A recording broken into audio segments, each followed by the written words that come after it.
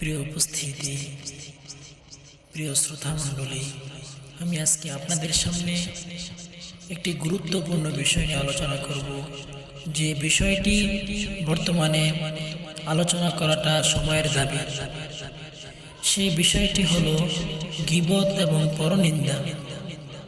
আজ সমাজে প্রত্যেকটি জায়গায়, প্রত্যেকটি মিটিংয়ে, প্রত্যেকটি বন্ধু বান্ধবের আড্ডায় গীবত এমনভাবে প্রচলিত হচ্ছে যে গীবতকে মানুষ মনে করতেছে যে এটা একদম জায়েজ, অথচ বিষয়টি এমন নয়।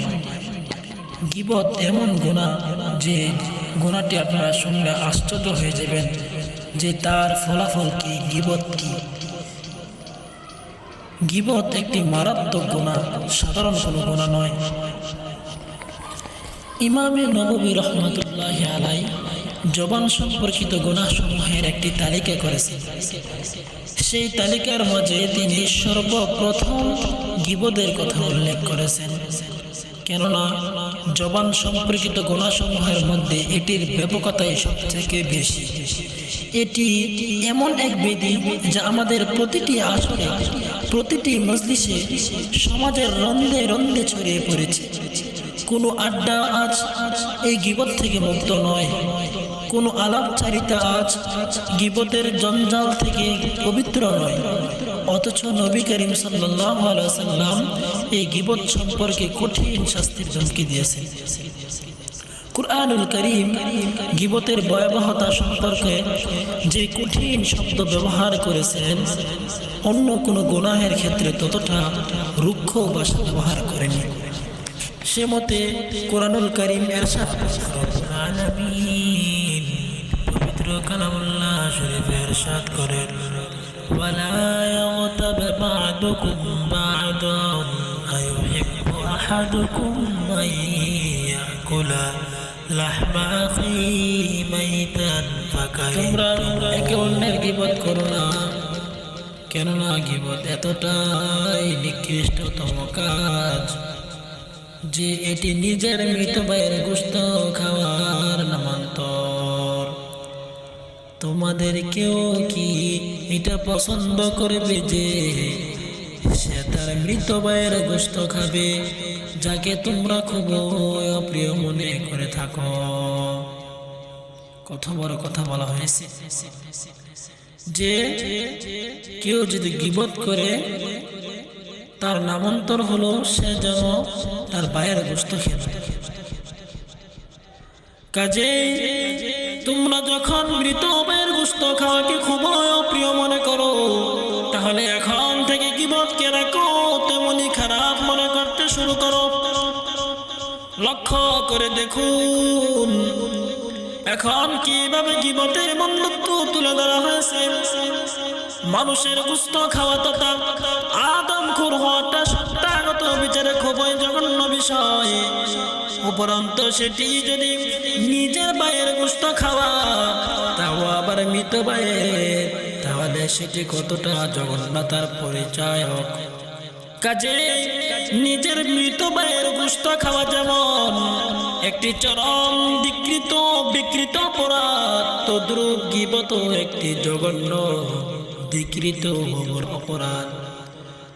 গীবতের সংজ্ঞা দিতে গিয়ে বলা হয়েছে, গীবতের সংজ্ঞা কি? গীবত বলা হয় আড়ালে আমডানে কারো নিন্দা বর্ণনা করা। সেই নিন্দ বিষয়টি তার মাঝে বাস্তবে থাকতেও পারে, নাও থাকতে পারে। যদি বাস্তবই ওই লোকটির মাঝে সেই দুষ্কৃতি থেকে থাকে আর কেউ তা বয়ান করে, তাহলেও সেটি গীবতের আওতায় পড়বে। হাদিস শরীফে এসেছে, একবার এক সাহাবী নবী করিম সাল্লাল্লাহু আলাইহি ওয়াসাল্লামকে জিজ্ঞাসা করলেন, হে আল্লাহর রাসূল, গীবত কাকে বলে? উত্তরে নবী করিম সাল্লাল্লাহু আলাইহি ওয়াসাল্লাম বললেন, যিকরুকা আখাকা বিমা ইয়াকরাহু, নিজের ভাইয়ের অনুপস্থিতিতে তাকে নিয়ে এমন কোনো কথা বর্ণনা করা যা তার পছন্দ নয়। অর্থাৎ যদি সে শুনতে পায় যে আমার কথা ওই মজলিসে এইভাবে উঠিয়েছিল, তাহলে সে কষ্ট পাবে, নেতিবাচক ভাবে গ্রহণ করবে না, এরই নাম গীবত। তখন ওই সাহাবী পুনরায় প্রশ্ন করেছিলেন, ওগো আল্লাহর রাসূল, ইন কানা ফি আখি মা আকুলু, বাস্তবে যদি আমার ভাইয়ের মাঝে সেই বিষয়টি থেকে থাকে, বাস্তবে যদি আমার ভাইয়ের মাঝে সেই বিষয়টি থেকে থাকে যা আমি বলছি, তাহলেও কি সেটি গীবত হবে? তখন নবী করিম সাল্লাল্লাহু আলাইহি ওয়াসাল্লাম বললেন, যদি সেই বিষয়টি বাস্তবে তার মাঝে থেকে থাকে তাহলে সেটি গীবত হবে, আর যদি সেই মন্দ বিষয়টি তার মাঝে না থেকে থাকে, বরং তুমি নিজ থেকে বানিয়ে বলে থাকো, তাহলে তা শুধু গীবতই হবে না, বরং সঙ্গে সঙ্গে মিথ্যা অপবাদ দেওয়া হবে, যার কারণে তোমার দ্বিগুণ গুনাহ হবে।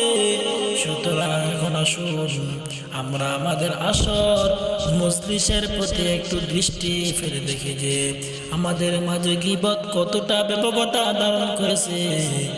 দিনে রাত আমরা সেই গুনাহের মাঝে লিপ্ত রয়েছি। আল্লাহ তাআলা আমাদেরকে মারাত্মক বিধি থেকে রক্ষা করুন। কিছু লোককে শোনা যায়, তারা বলে, আমি তো তার গীবত করছি না, এ কথা আমি তার মুখের উপর বলতে পারবো। তার এই যুক্তি দেওয়ার কারণ হলো, যখন আমি এ কথা তার মুখের উপর বলতে সক্ষম, কাজে আমার জন্য তার গীবত করা জায়েজ। মনে রাখুন, আপনি এ কথা তার মুখের উপর বলতে পারুন বা না পারুন, সর্ব অবস্থায় এটি গীবত। কাজে আপনি যখনই কারো মন্দ কথা বর্ণনা করবেন, তখন সেটি গীবত হয়ে যাবে, যা কবিরা গুনাহ। গীবত একটি কবিরা গুনাহ। মদ পান করা, ডাকাতি করা, ব্যভিচার করা, এগুলো যেমন কবিরা গুনাহ, তদ্রুপ গীবত করাও একটি কবিরা গুনাহ। উভয়ের মাঝে কোনো পার্থক্য নেই, সবকটি অকাট্য হারাম। বরং গীবত যেহেতু বান্দার হক সম্পর্কিত কবিরা গুনাহ, কাজেই তার ভয়াবহতা ও নিকৃষ্টতা অন্যগুলির তুলনায় বেশি প্রকট। কেননা বান্দার হক নষ্ট করা এমন এক অপরাধ, যতক্ষণ পর্যন্ত ওই বান্দা মাফ করবে না, ততক্ষণ পর্যন্ত অপরাধীর ক্ষমা নেই। পক্ষান্তরে আল্লাহর হক সম্পর্কিত গুনাহগুলো তওবা ইস্তিগফারের মাধ্যমে মাফ হয়ে যেতে পারে, কিন্তু সির্ফ তওবা ইস্তিগফার দিয়ে গীবত মাফ হয় না। কাজে এর দ্বারা বুঝে নিন গীবত কতটা জঘন্য পাপ। আসুন আমরা নিবিষ্ট মনে মনোযোগ প্রদান করি যে আজ থেকে গীবত করব না, গীবত শুনবো না। যদি আমাদের মজলিসে গীবত শুরু হয়ে যায়, তাহলে আমরা প্রথমত চেষ্টা করব যেন কথার মোড়ে ঘুরিয়ে দেওয়া যায়, অন্য কোনো প্রসঙ্গে কথা বলা শুরু করব। যদি কথার প্রসঙ্গ ঘুরিয়ে দিতে সক্ষম না হয়, তাহলে সেই মজলিস থেকে উঠে যাব। কেননা গীবত করা যেমন হারাম, তদ্রুপ গীবত শোনাও হারাম। হাদিস শরীফে বর্ণনা করা হয়েছে, عن أنس بن مالك رضي الله تعالى عنه قال قال رسول الله صلى الله عليه وسلم لما ولد بي مررت بقوم لهم أظفار من ندم نجاسين يخمشون وجوههم وصدورهم فقلت من هؤلاء يا جبريل؟ قال هؤلاء الذين يأكلون لحوم الناس ويقعون في أعراضهم। হযরত আনাস ইবনে মালিক রাদিয়াল্লাহু তাআলা আনহু দীর্ঘদিন নবী করিম সাল্লাল্লাহু আলাইহি ওয়াসাল্লামের একান্ত খাদেম ছিলেন। ইনি বলেন, নবী করিম সাল্লাল্লাহু আলাইহি ওয়াসাল্লাম ইরশাদ করেছেন, আমাকে যে রাতে আকাশে মেরাজ করানো হয়, সে রাতে আমি একদল লোক অতিক্রম করেছি, যারা নিজেরাই নিজেদের নখ দিয়ে নিজেদের মুখমণ্ডল ক্ষত বিক্ষত করছিল। আমি হযরত জিবরাইল আলাইহিস সালাতু ওয়াস সালামকে জিজ্ঞাসা করেছিলাম, এরা কারা? তিনি আমাকে জানালেন, ওরা হচ্ছে সেই লোক যারা দুনিয়াতে মানুষের গোশত খেত, তাদের ইজ্জত আবরু লুণ্ঠন করে বেড়াতো, গীবত করা ব্যভিচার থেকে জঘন্য পাপ। নবী করিম সাল্লাল্লাহু আলাইহি ওয়াসাল্লাম সাহাবায়ে কেরামকে বিভিন্ন ভাবে গীবতের অনিষ্টের প্রকটতা বুঝিয়েছেন। সেগুলোকে আমাদের চোখের সামনে রাখতে হবে, তাহলে আমাদের মনে গীবতের ভয়াবহ অনিষ্ট গেতে যাবে। মহান আল্লাহ তাআলা নিজ অনুগ্রহে আমাদেরকে গীবতের অনিষ্ট উপলব্ধি করার তৌফিক দান করুন, বাস্তবে গীবত পরিহার করার সুযোগ দান করুন। উক্ত হাদিসে আমরা দেখেছি যে গীবতকারীদের চূড়ান্ত পরিণতি কি দাঁড়াচ্ছে, কিভাবে তারা নিজেরাই নিজেদের নখ দিয়ে নিজেদের মুখে আঁচড় কাটছে। অপর এক হাদিসে এসেছে, যদিও হাদিসটি সনদের বিচারে ততটা মজবুত নয়, কিন্তু অর্থের মানদণ্ডে সেটি বিশুদ্ধ, যেখানে নবী করিম সাল্লাল্লাহু আলাইহি ওয়াসাল্লাম ইরশাদ করেছেন, গীবতের গুনাহ জিনার গুনাহের চেয়ে অধিক নিকৃষ্ট।